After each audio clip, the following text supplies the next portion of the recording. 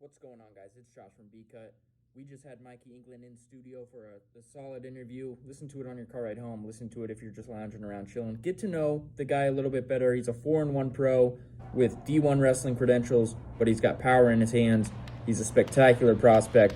Hopefully you enjoy. Here it is. Breaking news out of the UFC as well as some local talent here. Grant Dawson is booked for a fight. October 2nd versus Diego Ferreira. Gonna be a good one, especially Grant coming off of his last second, like, mind-blowing finish. Yeah. Does this fight intrigue you? Obviously it does from Grant's perspective, but just the matchup style itself. That's your teammate. Absolutely. I actually was at practice this morning, and he told me that, and I'm like, that's a cool fight. Actually, at first he told me it was Ferreira, and my mind went to Michelle, like Pereira, that for crazy some guy. reason. Yeah. And so at first I was like, all right, good luck. You're like, that guy does what is that, like capoeira? Yeah, like when he said that, I was like, oh, Did a like immediately backflip. I was just like, that dude is huge. I'm like, his condition's not that good. So I'm like, all right. I'm like, you got it, dude. And then like my brain started kind of firing. You know, it was early in the morning. I'm like, wait, that's not the right guy. And then I'm like, oh, okay, the guy that just fought Glipsy. I'm like, okay. I'm like, heck yeah. I'm like, that's a badass matchup for Grant. Because I mean, top Glipsy, 15. yeah, it's top 15. Honestly, it's like, I mean, Grant's jiu-jitsu is so good, and then on top of that, I think his wrestling shuts down jiu-jitsu. You know, and so cancels it out. it shuts it. So like his jiu-jitsu is good enough that he's not gonna get caught and stuff, and then his wrestling is so good that he can really smother and blanket like jiu-jitsu guys. So I'm like, You know about that wrestling. Just a little I wrestling. don't know if you ever heard of wrestling before. I think you might have done some of it in the past. I did a little bit of it. Smidge, just About a little bit. You definitely weren't a college wrestler. 20 right? years. 20 years. Two decades Good worth. God. Damn. How much? You know? So if you could add up, like if you could do quick math real quick, do you know how much mat time that you have as far as wrestling? Man. Have you ever like even thought about it? No, I have no idea. Cause I know I didn't really take it too serious until about 6th grade. I had like a cousin, by marriage, like move in, and he wrestled in college, and he's like, all right, let's get this thing rolling. Yeah. And he had a kid. I had like a really good friend who was really into wrestling. So then it's like just in our little group, I think that year alone I had like 120 matches. That's I went from like as a 6th grader? yeah, and so then like I was getting like my last like 3 years of like before high school, so 6th, 7th, and 8th grade. I think I was getting over 120 matches a year. Jesus. And that's what makes you like such a different kind of MMA fighters, because you knock out people. Like you have really big power in your hands, but you always have been wrestling for this long period of time. So it's just like, we'll go back to the wrestling.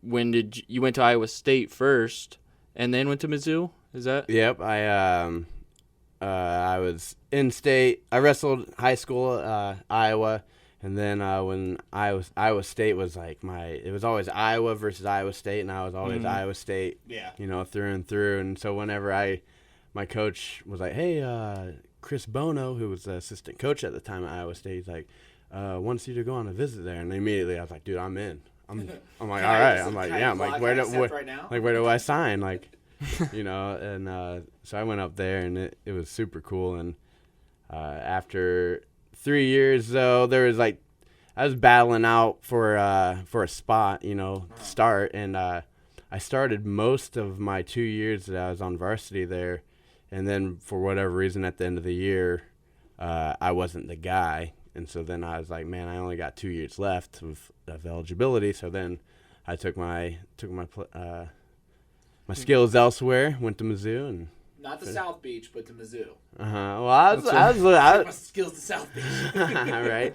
I was looking. It was kind of cool to go through the recruiting process again. Yeah. As like a junior, it's like, all right, I already went through this once. I kind of know how it goes. I'm like, all right. And so I Your went. credential level was already a lot higher then, so it's almost like re-recruiting now that you're powered up. Almost. You know, like you added some power ups and everything to the repertoire. Like, okay, now who wants me? Because I'm a free agent. Yeah, you it know? was. It felt good a little bit. I had a lot of coaches reaching out to me. I'm like, okay. I'm like, Yeah. this is cool. It happens a lot in college now. Like, people are transferring, but what was it like, how long ago was that? So that would have been 2013. 14, yeah. And then I wrestled at Mizzou for 14 and 15. But now they have the transfer portal. The portal. So now it's like it's a lot easier. Before I had to Did you have to sit out a year? I didn't, because Mizzou actually just moved out of the Big 12 to the SEC, which took them out of our conference, and then also took them off the schedule. So it's like my rules were I couldn't go in-state, I couldn't go anyone on the schedule, and I couldn't go anyone in conference. And that just happened. And to so be I'm Magic. like, Well, and at that time, Perfect. who else was on? Let's see. You didn't want to wrestle that guy from Iowa State that had the spot? we ended up wrestling a couple times, and You did? I think we ended up going 500 with each other. Okay. But That's awesome. it's Who was it? Can we say his name? What's his? yeah, it was Tanner Weatherman. Tanner Weatherman. And yeah, I've been battling the Weathermans my whole life. They because there was Tanner, and then there was Trent, and then they had a cousin Brock, and I wrestled all of them like a bunch of times, and I ended up wrestling like Brock, their cousin, in both my state finals and like as a freshman. Wow. So I was battling. You had a long history with that. And it's hilarious Weathermans. because then I got to Iowa State and I ended up becoming buddies with all of them, and nice. like we You saw him hung like out first day and on shit. campus. You're like, the damn Weathermans. Like You're those like- guys. You're like, oh, they're cool. Like, why do you have to be so good at wrestling? So when you moved to Mizzou, I guess, did they court you, or did you kind of go to them first? I kind of I sent out a couple emails to schools that I was interested in, just saying, hey, I was interested, and like immediately Coach Smith called me probably like 10 minutes later, and like just like him getting right on top of it and like showing interest right away. I'm like, okay. You like that? And they just got done like finishing like second in national duels, like had a really good national tournament, and then also was missing a guy, like they just graduated a guy at 174, which was my weight class. So I'm Perfect. like, and it was closer to home than Ames. Like, Of course, yeah. like my home is actually, it's a shorter drive to Columbia, Missouri than it was to Ames, Are you Iowa. more? I guess where were you? Because we just took a trip. I guess we took a trip to Omaha for the College World Series last Monday, but we drove through Iowa, and I didn't realize how close this little corner of Iowa was to. Oh, It yeah. was like 2 hours. Away. Missouri? I was like, what the? Yeah, and then so we like crossed to Missouri and Iowa. So were you down more towards the So, left-hand corner? Or? so I'm in the closer to the right hand corner, but Okay. I'm like, Kirksville, Missouri. Yeah. So Yeah, I'm yeah. like right on the other side of the border, Okay, north of gotcha. Kirksville, right over Okay. there. Mm-hmm. So when you got to Mizzou, then who was kind of the big? Was Jaden Cox there at the time? He just got there. He was a freshman when I got there. Okay. And, So who was like the big dog on campus at that point, or was it you? Which Did I you mean, walk in? Jaden, what coming out of high school is still a big dog. Yeah. I don't think he ever lost a high school match. Like, He actually his very last loss in high school was to me. oh my Ray, God, baby! that's crazy. Let's go. I was a senior. He was a freshman, and my coach Wow. was like, I was senior, undefeated at the time, and like I got second at state the year before, lost in overtime, and I was just like, I'm like, nothing's stopping me this year. Like I was locked On a in, mission.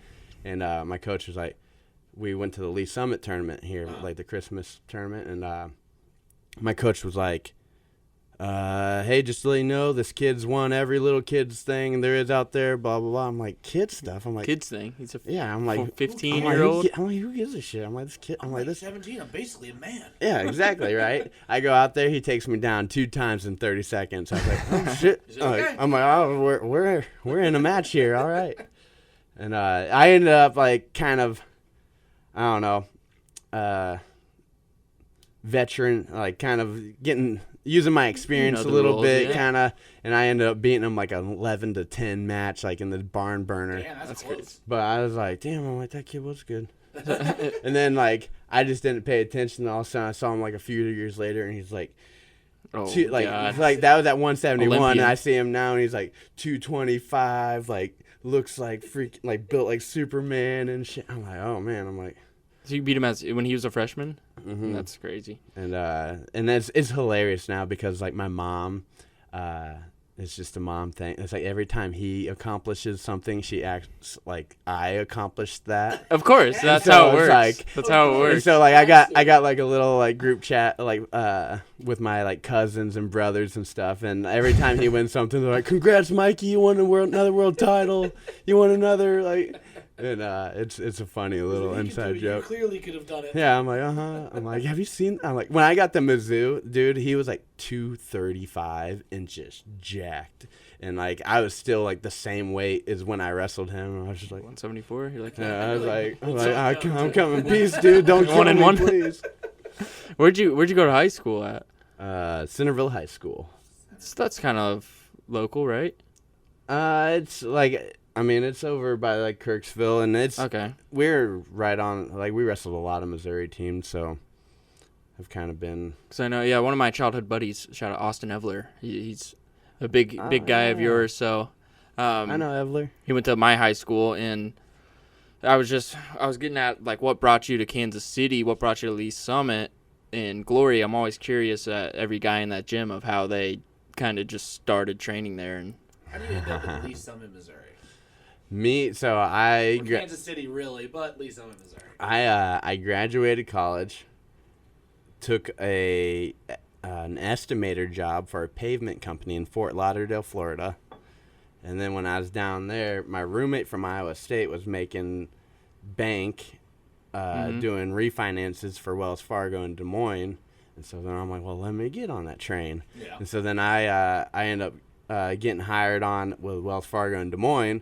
And then I hated that job. It was like headset. You're like dialing the phone like 40, 50 calls a day. And it was like super high pressure sales. Like I'd like do like, and I got the job not even knowing what a mortgage was. Yeah. And I was like, How wait, they what? hire you? Would you fake it till you make it, or he's I got a- mean, he yeah, got a I was degree, just, man. did you look up Got a degree. insurance terms for dummies? Or I was just, I usually do pretty well in the interview process. You just gotta, like you said, fake it till you make it. You know. Just assume, just act like you know what you're doing. You know how many times I've done that, and like I'm like, I can't believe they called me back. Oh, I couldn't believe I got the job, and they didn't really do a very good job. It was a very sink or swim thing too. So then I got this job, and they gave me like a week to like train, and then you're on the phone, and so I'm talking to people about their mortgages for like their $400,000 homes, and I'm like every time like they say something, I'm like, oh yeah, let me check this. And I'd push pause. I'm like, somebody please help me. I'm like, I don't know what's going on here. like a different intensity. Than Oh yeah, I was drowning, and so. Oh yeah, go ahead. Oh yeah, so then I ended up making some money, like I'm fresh out of college. I never had money, so I ended up making some money in like 6 months and quit that. And I was dating a girl in Kansas City, moved down here. And, yeah. Okay. we're no longer together, but it got me to It got you to got me to everything's Kansas crazy. City, and She then was useful for a minute. got me down here, and Does that sound bad? Yeah. it was cool. She helped it you was, with your ultimate goal. You got here. exactly. It Brought was- you here, and then what? You're like, I want to do MMA. Like start. Yeah, I started going. I just knew I needed something. I was like still going to the gym. I'm like doing sprints on like the treadmill, just being like a kind of a psychopath in the gym. And I'm at like Anytime Fitness, just like sweating all over and just like and I'm like I need to do You something. look like the kind of guy they would kick out of Planet Fitness. Yeah. Probably happened once or twice. No, you but, turn into the maniac in the cage. Yeah. So that's That's That I makes mean, sense. the Maniac got it was a nickname that started kind of in high school, then it stuck in college, and so like it's always kind of been there. And Did the kids call you that, or did the teachers call you that? no, it was my friends. It kind of started Yeah. it started off as like a joke, and then all of a sudden it's like, you know what, I kind of like it. Kind of cool name. But Now, is it? It's original, yeah, Would you it's rather awesome. go Mikey Maniac England or the Maniac Mikey England? so I think if I was to really be detail oriented, I would know just Maniac, Mikey England. Okay, gotcha. we were talking about it before the show. I was like, I don't think I was there's gonna I don't think say, there's he's a like, the. there's no the, and I don't was think like, there's okay. the. It's just maniac. But That's what's but on it's the gonna shirts and happen. stuff. I understand. It's Yeah. gonna, people are gonna be, oh, the Maniac, or 'Cause if You're like, You're no, like- I'm just maniac. Yeah, You I mad? Maniac, dude. I can't correct him every time. No. But yeah, I was way too intense for Anytime Fitness, and so I'm like, I need to figure something out. And I started doing jiu-jitsu because I'm like, that'll be like an easy crossover. Then What got you? I guess what made you choose the jiu-jitsu side? Because you wanted to. Was it something you were like, I'm sort of familiar, but I'm pretty novice still? Because you're obviously familiar. And I always talk about this with wrestlers or anybody who does wrestling, how easily it translates to other sports. Because I think once you're aware of how your body operates, I don't know. Have you ever seen wrestlers like try to play a ball sport? It's tough. It's tough to watch sometimes. Like basketball, and that's the ugly side. Like that's not cool. But like usually it translates really well to football, in my opinion. Like, absolutely. Because you understand your body in contact with somebody else, like how your body moves, how just how your body operates within space. You know what I mean? Like leverage, hand fighting. I was actually a lineman in high school. Yeah. See, there you and go. like Wrestlers I make was great linemen. I mean, placement. yeah, and I was 170 pounds. As a right guard, but it's like, but yeah, I could move people around, but no, I picked jiu-jitsu just because I thought it was an easy crossover, easy transition, and it really was. I kind of, I just kind of learned a few, like keep both arms in or both arms out, it keeps you from getting arm barred, triangled, and then, you get choked out a few times, you kind of figure out what to do, and then it's like, then the rest of it's like, you know how to take people down, you know how to sit on top of them. That's why I call my jiu-jitsu sit on top of you, jiu-jitsu. I just sit on top. It wins. Gets you the points. Is it weird getting choked out, like, for the first time, like, in that kind of setting, when somebody's truly trying to do it, like, while you're trying to prevent it? I mean, like, we're degenerate kids. I used to play the... Well, I don't know. My roommate's in jiu-jitsu, and he's a white belt, but he says he'll just hold on to it like a little bit longer than after they tap. Like, there's people that train like that, I'm sure. Don't they? Like, they just hold on to the choke a little bit longer than after the tap, and it's just... I think it's... well, that's what he does. I mean, that's what he does. I mean... I think it's a courtesy thing. Like, people tap, you just kind of let it go. And that's what I would As you kind of start to do it more, you kind of understand when people are, like, the positions where people are probably going to tap and stuff, and you can kind of, I don't know. I try not to be an asshole, like, whenever I'm doing stuff. But almost to a fault a little bit. Like, sometimes I'm like, I get done with practice, I'm like, dude, you just be a little more mean. Like, you got to. It's only on guys that he's not, a fan of, but... Like, did you go with Trey or did you go with who was your jiu-jitsu coach when you started? So I actually started up north with Zach Cummings. With Zach Cummings, that's okay. I should have mentioned him.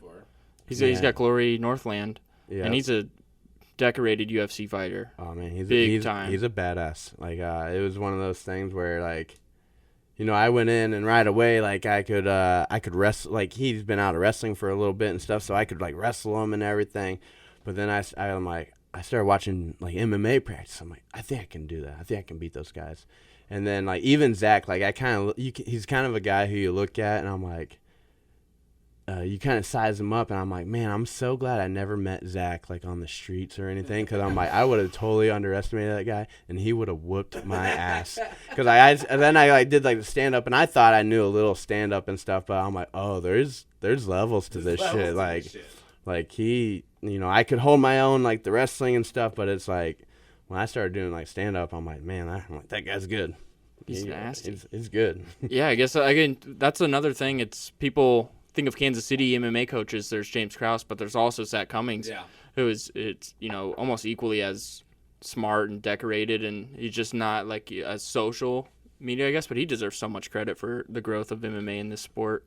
In this area, for sure. Oh, man, if you look at, like, I know just, like, my immediate, there's even so much, like, Kansas City, like, history with MMA that I don't even know, because, I mean, I've only been here for, like, 4 years. Yeah. And I'm still kind of learning it, but it's, like, just between, like, Zach Cummings and James Krause and Jason High, who are kind of, like, I'm around a lot, I'm like, man, I'm like, those dudes. I've gone back and watched like all their fights on the UFC Fight Pass and stuff, and like Jason. Isn't that great, by the way? Oh UFC my Fight gosh, Pass is killer. Like I just watched Zach versus Santiago Ponzinibbio the other day, and I'm like, Jesus, that was a knockdown, drag out war, and and it's just like, man, it's like Here's this guy who like started coaching me, and he's out there fighting like this Argentina, Yeah. who's Argentine, who's like the best, one of the best in the world, Yeah. you know. Fantastic record. Like, And then 3 losses. then like Jason Hyde's, like I just watched him versus like Rafael Dos Anjos the Mhm. other day, you know, and then of course James has like an incredible I think I just watched him and Jorge Masvidal the other day, you know. Well, and And he just, fought Cowboy Cerrone, too, which is Mhm. I do decorated think guy. it's funny how, maybe other people outside of this area might not consider those names that big, but when you look at the guys that they have faced and the experience that they've had on some of the biggest stages in the world, it gives a lot of credit to the MMA scene and the mixed martial arts scene here in Kansas City, and especially with, obviously I would say the top right now, especially with the at least the marketing and social media side, would be Glory MMA with you guys over there at Glory. And I think it's funny that when you look at the crowd, so obviously you have a pretty big fan base of people that follow you, not only from Iowa, but from people that have kind of glommed on to your kind of persona here, the Maniac in Kansas City. But Kansas City as a fan base, not even as a training ground, but as a community that, there are people all over Kansas City that I never knew how big the fan mania was for not only MMA but also like WWE, things like that. Like, people in Kansas City, more of a blue collar thing, love dudes who can fight, not just boxing. Boxing has a good history here as well. Speaking of, I'm going to I bet Iowa's like that, the too. Golden Gloves event here on Saturday in Kansas City. They just really care about Slipknot and Korn is what Iowa cares about. Yeah. and Bush Light. And Bush Light. Hey, don't get me wrong. I like Shout all out to three my of those. I like all three of those. Slipknot. God, let's take it to your professional debut. You were sleeping dudes on the amateur scene. You go for your professional fight, and now being around guys like Isaac and Gage and watching them fight. I didn't get to watch your professional debut, so I just can't imagine. I can kind of imagine what you're feeling now before the fight. Probably, just this is for real. This sticks with me. And you absolutely obliterated Johnny Pantoja. Like, can you take us back to that moment and that specific fight and what was going through your mind? This is your professional debut. Absolutely. 18 seconds. Yeah, quick fight. Yeah, that was like best case scenario, It's like I go into every fight expecting like, all right, this is gonna be 15 minutes of hell. I'm ready for war. Like I always expect the worst and hope for the best, obviously. Yeah. But it's like you gotta expect the worst because it's like you go out there and you don't knock him out right away, and you're thinking like I've seen guys like where they think they're gonna put a guy away, and then the guy's stingy, sticks around and stuff, and then they lose steam like all of a sudden, and then end up losing to the guy that they should have beaten. It's like I never want that to happen to me, so I go into every fight like, all right, I'm going to war for 15 minutes. And then, like, in that fight, all I remember is, like, he came out right away swinging. Like, all right, just back away, stay safe. And then he did it again, and then eventually I was just like, oh, man, you gotta make him respect you. And I just threw a right hand and then followed that right into, like a little... Clean. I think you knocked him We'll out throw with that in there. With that first right. I think you stunned him so hard on the first right hand he didn't feel you even. I think so, and it was one of those things where... did you guys play baseball? Yeah. You guys baseball fan? You when you just Cleanly. clean. You don't feel it. Home run. Yeah, you hit it, but it doesn't feel like Yeah. anything. Yeah. That's what it felt like. Really? It was just like I was like, oh man, I hit him good, but I'm like, who knows? So I went for the body lock and stuff, and then I luckily. think you almost got him above your head because when you That was grabbed beautiful. him and you picked him, his hips almost went above your whole head, and then that pile drive was just. That was the ref was like, "This is already over. I don't even need to see you hit the ground." and pound." It was funny because I'd never watched that fight before until probably like a couple months ago, but I remember John O'Brien, one of your teammates, was fighting him, and they were like, yeah, Mikey obliterated that guy. I was like, I haven't seen this. So I went to YouTube. I was like, oh my goodness. Like, it was brutal. And man. that's brutal. what that was just we're in now we're in June of 2021, but I'm like that was just last year, last year. And that's what I was like thinking. About my career, I'm thinking about this, that, and then I started kind of sitting back. I'm like, dude, you really don't have very much cage time.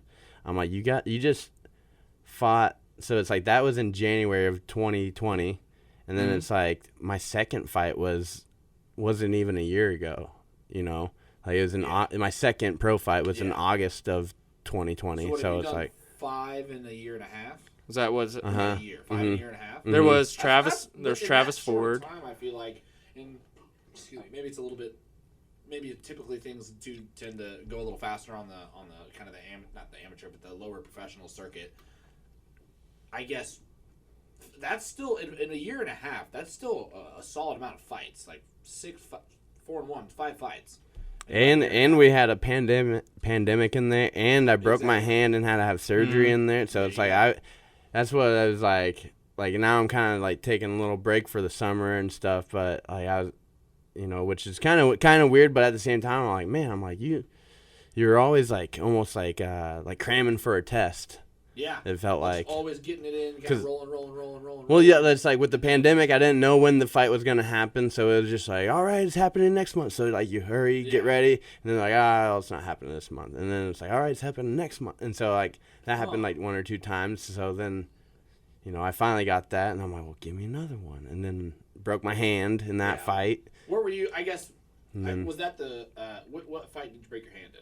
Sean Scott. Okay. Now, do you know exactly when in the fight you broke? Oh yeah. What did you do? When was it? It was so I knocked him down, and he was kind of on all fours, and then it's so funny because like the things you do in practice come out in like whether it's intentional or it's not. But the things you do in practice come out, and a lot of times if I have people down like kind of like almost all fours or referee's position, instead of being an asshole in practice and like really like, you know, I kind of just like fake punch him, but like I was doing it kind of wrong, and then like in the fight all of a sudden he was there and I was like punching him like that, and I just the top of your hand. Yeah, well it's kind of like I don't know, but yeah, like basically almost like shot. that. And he like turned his head, and I just skipped it right off the top of his head, and it shattered my whole like metacarpal and or metacarpal, I believe is. We're not metacarpal. We're not, but I tried to be one. It didn't work out. Right.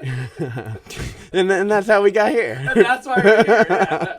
I was originally going to be a physical therapist, and like the second day in college at Austin Peay State, I was like, yeah, fuck this shit. I'm out. Like, and then I got into sports broadcasting. So. Well, I was going to be an engineer at Iowa State, and you know, like one just with the wrestling schedule was crazy, and then like being in like a engineering like program, and then I was like coming home like every night at like 11 o'clock at night, just have to like get up at 5 a.m. to go lift, and there's like my roommate and like my 2 like dorm like mates like who are in like the business school like just playing Call of Duty. They're like, oh yeah, we didn't even have class today. It got canceled. And I'm like, what'd you guys do all day? Like, damn it. I played video games. Yeah, and so like second semester, I'm like, I want to be in business. I'm like, I might forget this stuff. Yeah, right. I mean, engineers, they're in like NASA and shit. Like that's it's a tough committee. That's not my league, but that's not what you do. We were talking to Jeff. So we were talking to Jeff Molina. He was our first guest we ever had in the studio, which has been awesome.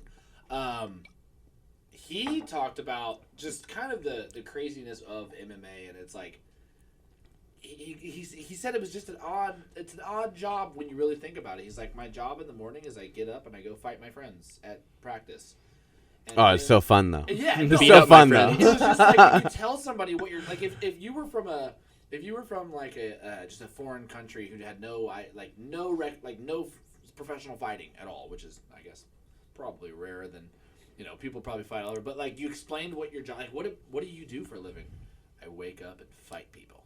Mm-hmm. Like fight my that friends. just is a crazy experience to like explain to people. Well, and so like both my roommates fight too, and so it's like so like on the weekend, like let's say Sunday when the gym's closed or Friday night when there's nothing, it's like we'll just go to the gym and fight each other. Oh, I was like, did they just throw the mat out in the living room and just all right, let's get at it? Every single night thought, yeah. we call it kitchen mitts. Every single night, like usually we start like hey, like we worked on this today, then it just slowly turns into a little sparring match. One person usually has a phone, the other 2 are going at it. Like, next time you're gonna have like boiling hot water, and he's just gonna be like, "I learned that in practice today." And you're like, "You got me," and then you're gonna keep going. You're You're gonna bring in a sack of wrenches next time. You're like, all right, boys. Trying to throw like a ninja star at him and be like, I learned that today. He's like, hey, you got a good one right there. And he's gonna keep going. Come in with the nunchucks and shit. But yeah, it's like as like, you know, like for it to be your job to just go fight your friends, it's actually it sounds crazy, but I'm like, dude, I honestly like it's like I couldn't do anything else. Like I had other jobs. I've done like manual labor. I've done like the finance work. I've done all. I'm like, it's not. But I'm like, this stuff I can do. I can go fight my friends every day. So did you ever? I guess when you were wrestling in college, was this ever something that you had entertained at all, or was this something that kind of spurred of a moment from that jiu-jitsu practice that you did? So honestly, my whole life, I expected to do this. Like as a child, like growing up, I was so obsessed with UFC, with Matt Hughes and Chuck Liddell, and actually back then my favorite fighter was BJ Penn because he beat Matt Hughes, and he had a couple other like super sick highlight knockouts and stuff. I'm like, that dude's a beast. But no, I thought that and then it's like I was kind of notorious in high school. Like we would host fights on the weekends with each other and stuff. You had a backyard fight. We had a little fight club, yeah. Okay, so tell us. I had a friend, shout out Garrett Brown. He made me watch the movie Fight Club in like 5th or 6th grade, and I watched it, and I was like, oh man. I'm like, okay. I'm like, it's on Netflix. And then and then junior high rolled around, and you know there's kind of like the kids that played sports, there's the kids that didn't, kind of troublemakers, and then it just kind of like there was always kind of like this, like who's tougher, and then finally I was just like, we can just find out, like we'll just I'm like, we can just set this up and we can figure. And it's hilarious because like it brought all of us together. We all end up becoming like super close. I was friends with everybody, whether they played sports, didn't, stayed in school, didn't stay in school. But it's like because we fought each other, it's like it made us better friends. And we'd set it up on the weekends, and we'd go out to like a campground like by the lake, or we'd find somewhere like kind of obscure. And we'd be like, all right, this person with this person, this person with this person. And so was it like tournament bracket style, or was it just like we're doing one fight each, or did you guys do multiple fights? It was kind of, this weekend I'm fighting Tommy, man, kick his ass. That's kind of how it was. We kind of had like a tournament little setup to kind of figure out. But my class was kind of crazy. We did it on like the football, like we'd have like freshman football games, and then they'd have like the varsity game. Like we'd fight each other on the bus. Like the varsity game would be going on, and we'd be like, all right, John and Garrett, you go. And like they just and we'd all be like, we'd be in like the bus driver, I don't know where he was at, but we were unmonitored, and we would be sitting in the seats, and they'd just be in the middle aisle trying to duke it out. Garrett Brown's a businessman. It sounds like a promoter. Oh man, he could too. He's such a good talker and everything. As he sold it, he beefed it up a little bit. Oh yeah, he's the man. So he had that fighting experience a little bit, you know. I just loved it. And then I got into college, and then I had some shithead friends, and that we'd go out and stuff, and I had a lot of friends that weren't on the wrestling team. Just how it happened, and they were all super fun, rambunctious stuff, but they always like started fights, and then I'm like, but it was cool for me because I'm like, well, I love this shit, so let's do it. I'm sure a lot of athletes like have that same experience, like in college, like college wrestlers and things like that. So definitely the college wrestlers. My grandpa always said, "You're not a man until you've punched somebody in the face and you've been punched in the face." Well, and I was like, that sounds like sound logic. There's a little quote from Fight Club actually, where it's like, what do you know about yourself if you've never been in a fight, you know? It's true. Well, I've never been in one, so. Well, that's weird because we can do it right now. You're sitting next to one of the best, baby. Got gloves in the car. No. Fuck gloves. We'll just do it right here. You gotta take a real fist to the face. We'll stand on the table. We'll stand on the table. There we go. There we go. Let's move all this equipment around. I got a question for you. I asked Isaac the same question, and it applies to you. Like, you're you're on the trajectory, like your record and everything, UFC bound. Like your finishing ability, your entertainment value, everything you bring, you're on the right track. Have you ever considered fighting in a different organization other than FAC, or are you a straight? Because FAC can get you to the UFC, 100%. We've seen it happen with Kevin, Jeff, and I think I'm missing somebody, but Kevin and Jeff for sure. Are you going to stick with the FAC, or have you thought about maybe a potential travel aspect to your camp, like maybe an LFA, you go to Kansas, or a Cage Fury, you go to Philadelphia, Fury Fighting? Your last opponent, Brian McDowell, just took a fight in Miami, Florida. Oh, yeah. So I was wondering what that guy was up to. After our fight, I'm like, that guy's kind of a cool guy. But I'm extremely loyal to Joe Wooster, and he helps run the FAC, and I talk to Joe a lot. He's a really cool dude, and so I kind of have come to understand like the promoter side of things and stuff, and so. He was just telling me one day, he's like, we get these fighters and stuff that come and fight on our show, and then it's like immediately after our show, they'll have hundreds of other organizations like emailing him like, hey, come fight for us. And he's like, so it's like, he says that basically he's like, we get fighters in and we want to build them, build our organization, build them as a fighter, because it looks good for them to have people who fight for them and then go on to fight in the UFC and stuff. And so I'm like, okay, yeah, that makes sense. And so then it's like they've treated me so well and stuff that, I want them to get whatever return, off of me, to go to them. Especially because they gave me the original kind of the hand, not the handout, but they extended the hand, say, hey, we would like to. The opportunity, the eyes, they got me on UFC Fight Pass. They're doing all this stuff for me. They're not just throwing me in. They're like, hey, there's Jason High, who's a UFC vet. It's like, you're a good up and comer. You're 2-0. Go fight. And it's like they're not doing shit like that either. It's not like a parking lot. What do they call those? No, I mean FAC's a fantastic organization. Oh yeah. Compared to the other like Cage Fury, FAC, you've got UFC vets and you have up and comers alike and amateurs. Right here in Kansas City. So, and then the next one's July 30th. You have Chancellor Encounter, former UFC fighter, and then he's fighting Jake Lindsay. Yeah, and put it on Jason High for a little bit, and then Jason High had one of the coolest moments I've ever seen in person. Winners win. Yeah, but I'm not opposed to fighting for other organizations. So it's like I am extremely loyal. But I wouldn't mind going to this enemy territory and fighting. I wouldn't mind going to like traveling and like having to deal with like the some of the difficulties that come with traveling, going somewhere else. It's like, because then it's like it's a different, scheduling.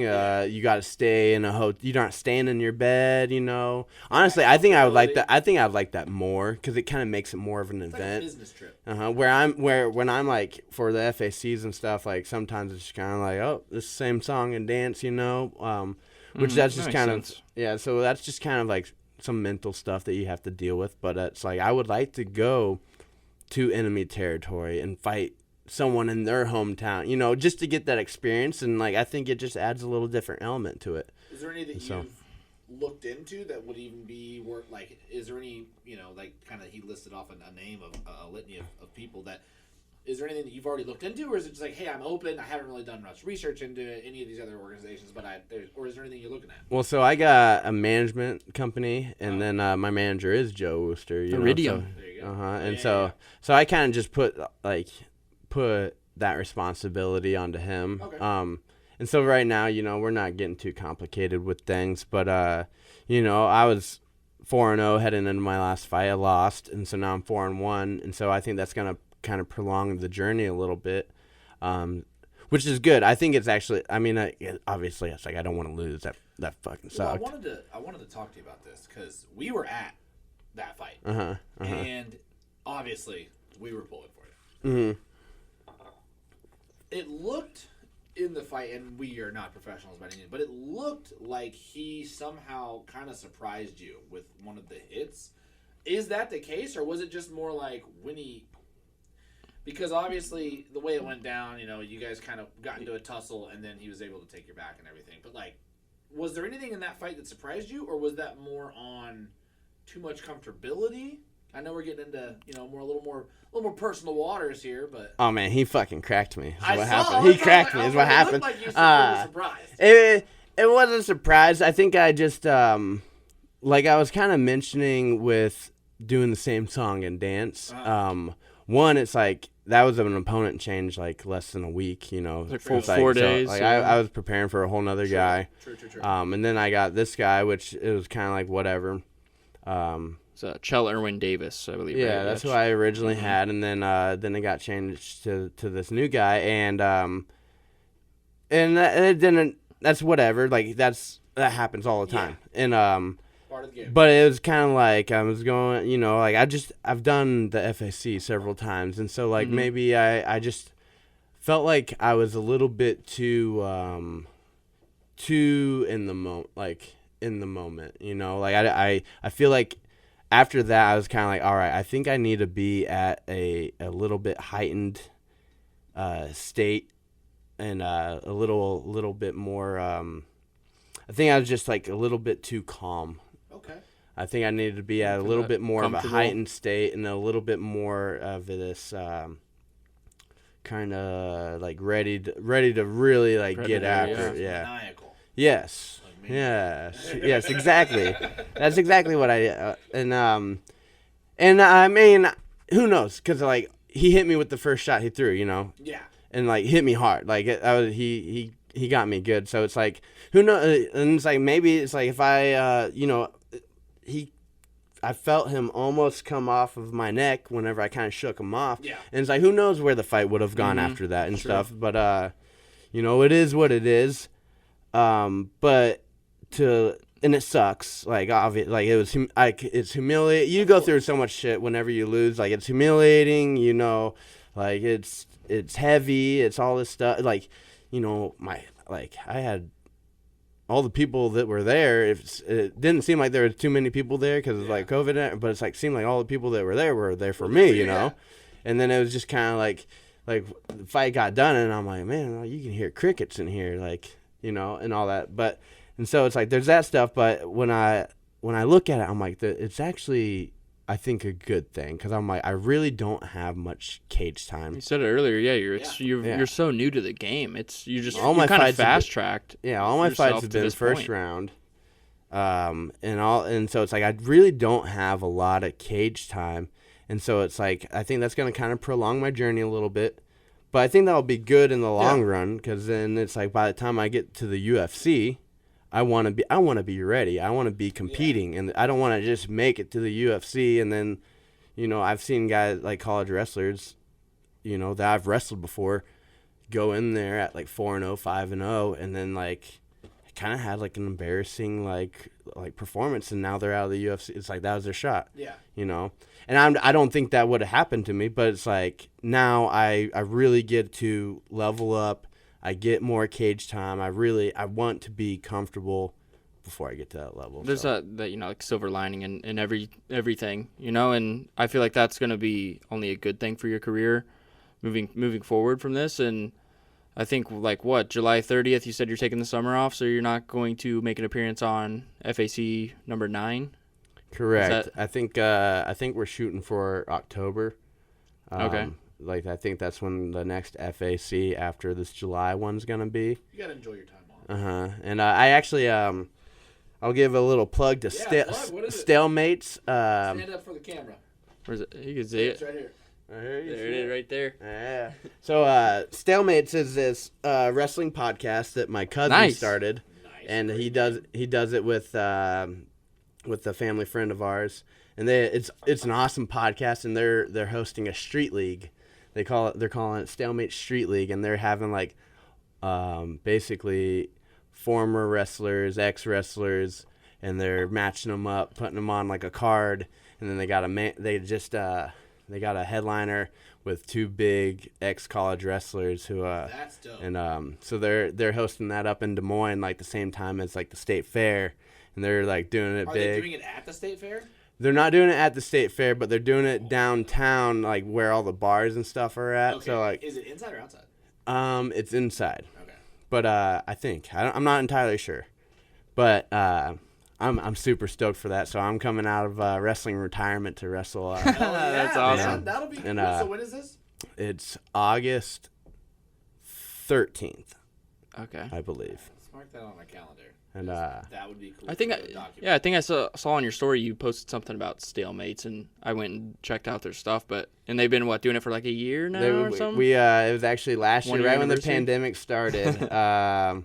Me and them, the guys that do it, were heading to NCAA Nationals, and then it got canceled like literally 2 days before. Yeah. And we're like, well, shit, we all have vacation. So then we just headed out to Colorado, bought a cabin in the woods, and then it freaking snowed like 14 inches the first day we were there. So we couldn't even leave. But my cousin like just bought all his podcast stuff, and so we kind of did a couple mock podcasts and everything, and then they just started rolling with it. And then after like they made a couple memes that kind of went viral, got like thousands of likes on Twitter and stuff, and that got them the audience, and now they're just rolling with it. That's so That's cool. killer, man. And they don't just do podcasts, do they? They do like, like full on vlogs of the events and stuff. So they do a podcast, and then they do memes, they do satire. They kind of got big also because they were making highlight films for like high school and college wrestlers. Oh, really? And so They're almost like almost a promotion agency as well.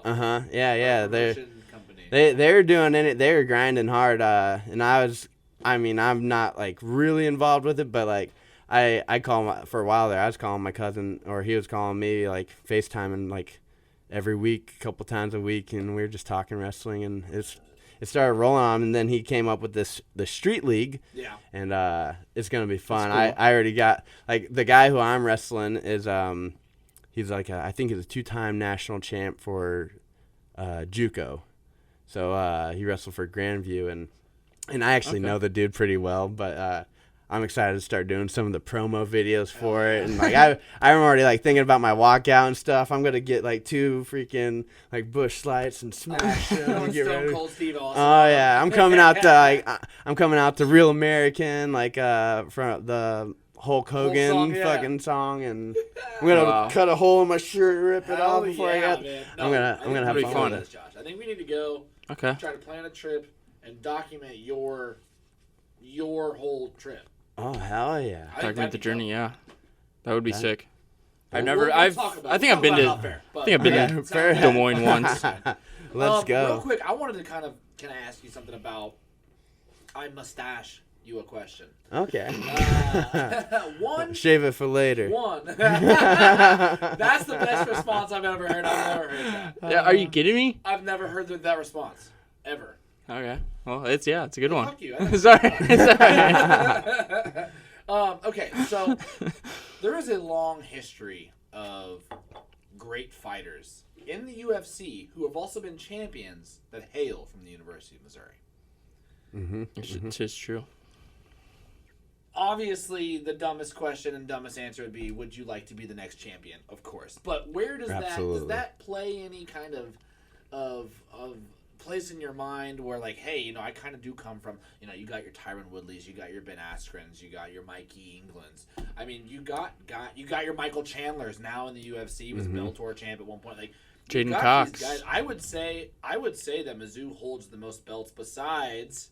And this should have been a trivia question that we should have played later. Oh, we'll get to that very soon. Is this wait? Am I gonna ruin one if I do this now? No. I was gonna say because I would say Mizzou has the most champions of any college in the UFC.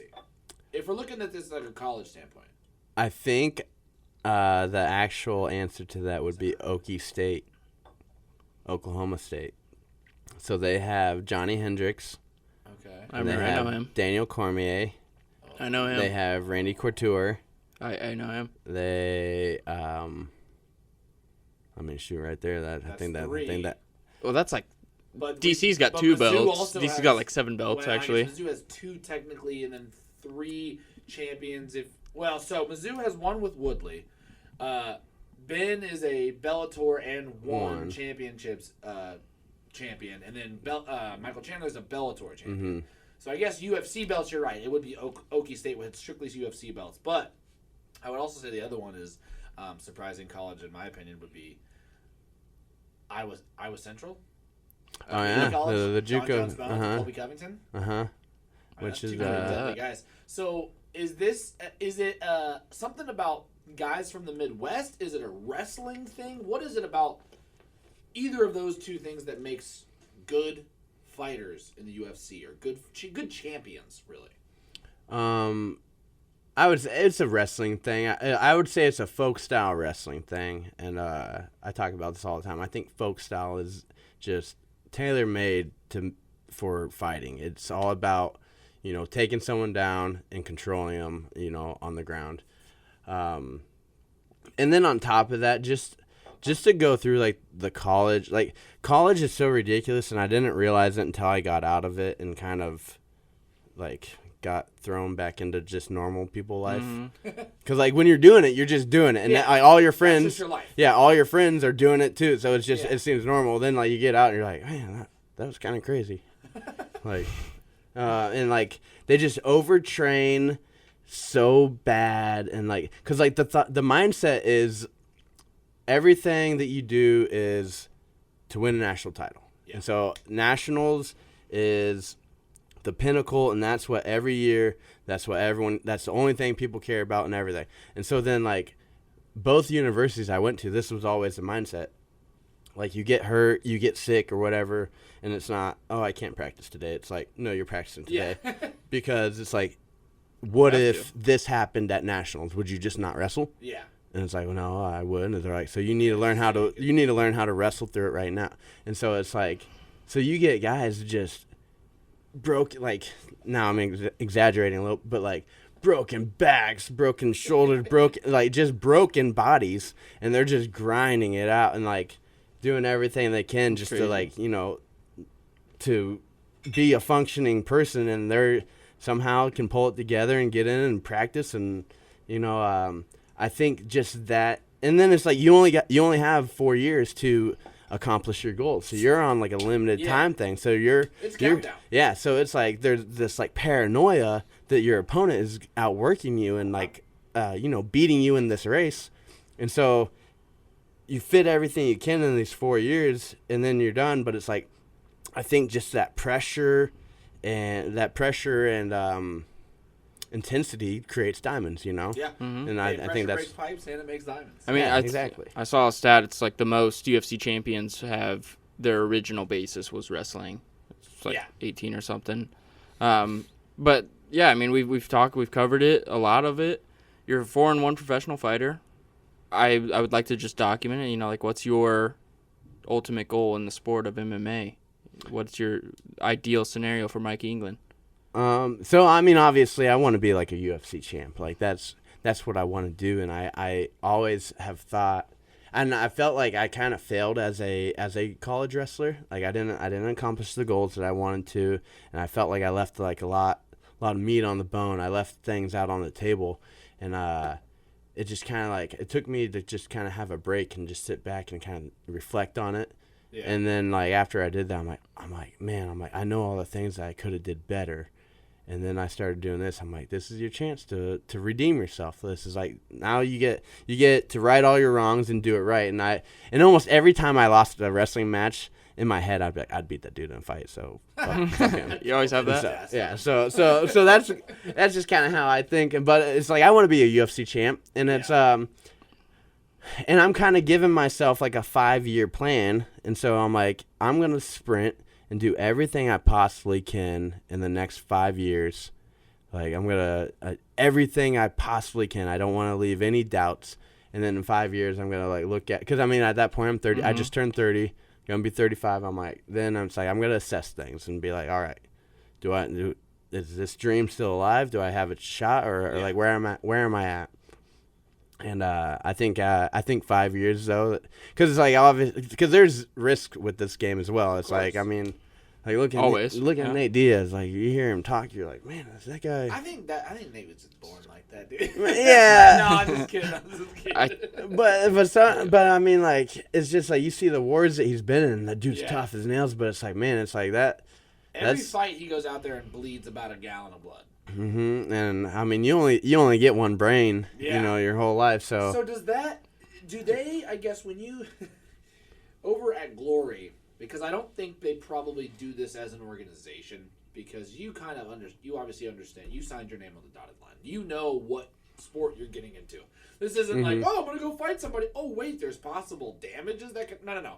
Clearly, like, that's well known. Do they do anything to, like, explain, like, hey, if you're feeling this way, let us know. If you're experiencing things outside of practice that you're, like, worried about, let us... Is there any type of, like, health kind of, like, protocol that they follow on, like, hey, if you get up and, like, forget what you're doing, maybe you should tell somebody that.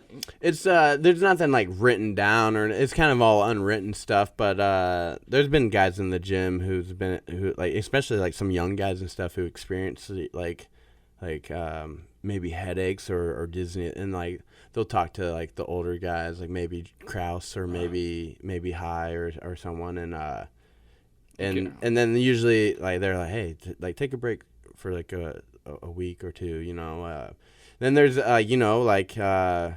in my fight I got cracked pretty hard, and they're like, just sit out for like 2 weeks, just kind of let it. And so it's not like I didn't say rub some dirt on it. Get back in there, pussy.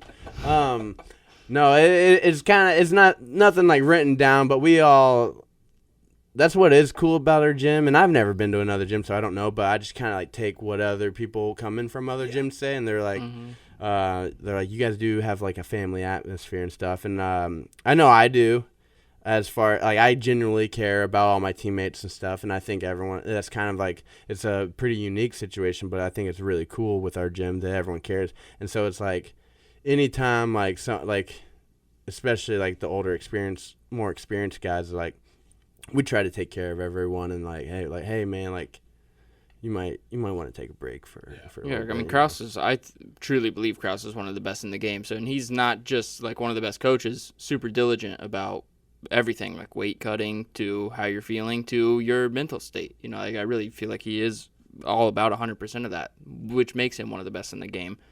And that goes to like your support system. How much does that mean to you? With this dream, this goal that you're trying to accomplish, what does your support system mean for just backing you and supporting you in pretty much anything? It's cool. Like I was saying, everyone, it's like in the gym, it's like there's kind of this balance you have to have between like taking care of your partners, but also training to win a fight, Like there has to be a certain level of intensity in practice that kind of matches a fight speed to have you ready for a fight, but at the same time, it's like you can't actually just go fist fight each other. Yeah. Because it's like you're going to get hurt, and you're not even going to make it to the fight, You're not even getting paid for it. So it's like there's kind of this balance between, one, taking care of your partners, but also it's like making sure you're getting the work that you need to be the best fighter you can possibly be. Every day. And that's what we actually interviewed Josh Fremd from LFA. Oh, yeah, Factory X guy, right? Mm-hmm. Yes. Yeah. And he was actually, it was right before his championship bout against Rodriguez. Gregory Rodriguez. Yeah. Rodriguez. They always say the R's are H's. Rodriguez. Rodriguez, yeah. Fajeda. But he kind of said the same thing, because he broke his orbital in like sparring. Like they were sparring each other. So I've always kind of been curious about where that line is between aggression and practice and like actually training to train, and not just training to get through the motions of it and like keep each other safe. So I've always been curious, I'm assuming it's different with every guy you train with. This guy might be a little less, or this guy might go a little bit more aggressive, so I got to put up a little bit more of a guard. Or, do you have a guy that you like to train with more, or is it you kind of base it more off who your next opponent is? So the only time I really like kind of make it like opponent specific is like handers versus right-handers. Okay, like so like if I got a guy who's left-handed, I'll go with like a couple of the guys who are also like lefties. Okay. and just to kind of like get used to the kind of, because it's a little bit different tactics, for an open stance versus like a closed stance. Southpaw. Well, it's like everything's, just from what I've heard, everything's reversed, technically, isn't it? Well, they're just Well, kind of that's like, also it's a like little weird. bit, so like if it's a right-hander versus a left-hander, they would call that open stance because you're both kind of facing out. Yeah. And so then you kind of shut down all your lead stuff, so then it kind of becomes like this power shot game. Yeah. You know, where with like a closed stance, like a right-hander versus a right-hander, it's a little bit more. Space is closer between the two. Yeah, and it's a little bit more like closed off, and then you kind of got to do a lot more front hand work to kind of open up your power shots and stuff. But I don't really get too crazy with like watching my opponents and stuff. And like I said, like I mean, like I had every single fight I've had like opponent changes, you know. Yeah, So and that has to be so difficult, especially when you like kind of like you said, while you were training, you were like, hey, I'm gonna fight here. The fight didn't happen. Hey, I'm gonna train now even harder. The fight didn't happen that week either. Okay, I'm gonna train for this guy. Now that guy can't fight. Like it seems like you're in this almost revolving door of just mystery, and right around the corner, it's always just something changing. yeah, it's kind of one of the you know things where it's like control what you can control though. Yeah. And so it's like, obviously, I can't control my opponent. I can't control, like, opponent change. So it's like, I'm just going to, like, come in and I'm going to do what I need to do. Mm-hmm. But as far as, like, you know, I got some partners that, like, we always kind of talk about the plus equal minus rule. So it's like you got partners who are better than you. And you get a partner who's equal to you. And then you get, you know, someone who maybe isn't, less. maybe, a little But you less. help. And More new, a little more not up to your skill level, you know. And so then it's like you got someone who, you know, can really push you, like, you know, one, it's like, you know, maybe beat your ass a little bit. Sometimes you need that. Then you got someone who, like, you're extremely competitive with. And then you got someone who it's like, all right, it's like, I need to work on, like, these things because I'm not as good at these things. And it's like, you got this person that I can now, you know, a live body, I can try this on and kind of work through to. After your teammates see this interview, you know, they're going to be like, well, which one am I? Am I the lesser? Am I the minus or the plus? I mean, you make the minus guys better, and then the plus guys like make you better. It's a system that goes on. Well, it's a cycle, you know. You gotta get a little bit of everything. So. Absolutely. Well, I feel like we talked about everything. You know, I think it's Do you got any more to lay on them? nothing really, you know, heavy to lay on. I'm just excited to see you back. Like excited for the future, and hopefully we keep making content and stuff like that. But I mean, if you guys want to stay tuned and watch the next video, it's gonna be some trivia between It's gonna be great. Blake We're and facing Mikey off.